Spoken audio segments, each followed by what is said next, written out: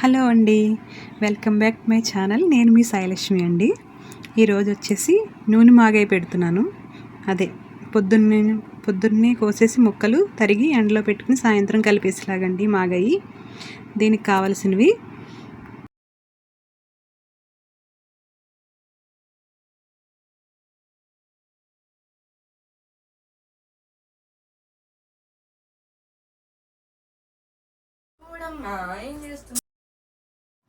ఎర్రగా వేయించి పొడి చేసుకున్న మెంతిపిండి, అలాగే ఆవాలు కూడా వేయించి పొడి చేసుకుని ఆవపిండి అండి.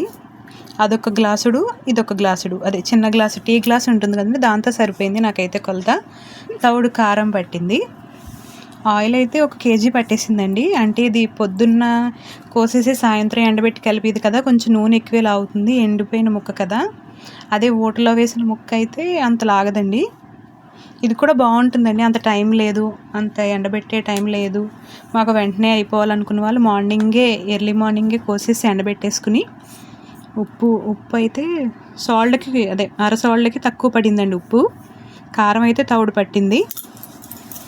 బుల్లి గ్లాసుడు మెంతిపిండి, వేయించి పొడి చేసిన మెంతిపిండి, ఆవపిండి అండి. అన్నీ కరెక్ట్గా కలిపేసుకున్న తర్వాత ఉప్పు కారం, లాస్ట్లో నూనె కలుపుకోవాలండి.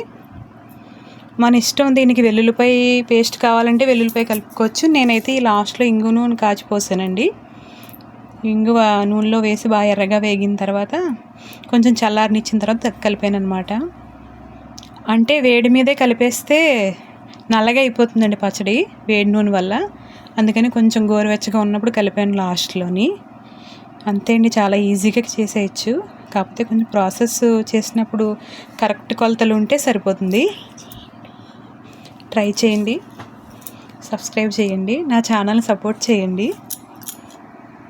ఈ మాగాయ కూడా ఊడితే చాలా బాగుంటుందండి. టేస్ట్ పుల్ల పుల్లగా, కారం కారంగా ఏ టిఫిన్స్లోకైనా తినేయచ్చు. ఇది అన్నంలోకి కూడా బాగుంటుంది. వేడి అన్నంలో కలుపుకు తింటే చాలా బాగుంటుంది నెయ్యి వేసుకుని. మీరు కూడా ట్రై చేయండి. ప్రాసెస్ అంతా ఈజీయే, మనం కలపడంలో ఉంటుంది.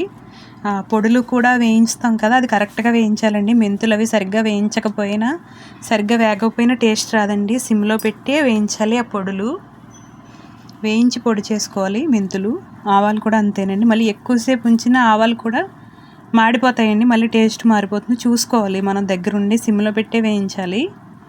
నాకైతే ఇలా కొలత వచ్చిందండి. 2 తవ్వలు తవుడు కారం, బుల్లి గ్లాసుడు మెంతిపిండి, బుల్లి గ్లాసుడు ఆవపిండి పడిందండి. కేజీ ఆయిల్ పడింది. సాల్ట్ చెప్పాను కదా, సాల్ట్ సరిపోతుందండి. ఎక్కువ కొంచెం తక్కువైనా కూడా లాస్ట్లో మళ్ళీ 3వ రోజు తిరగేస్తాం కదండి, అప్పుడు కలుపుకోవచ్చు.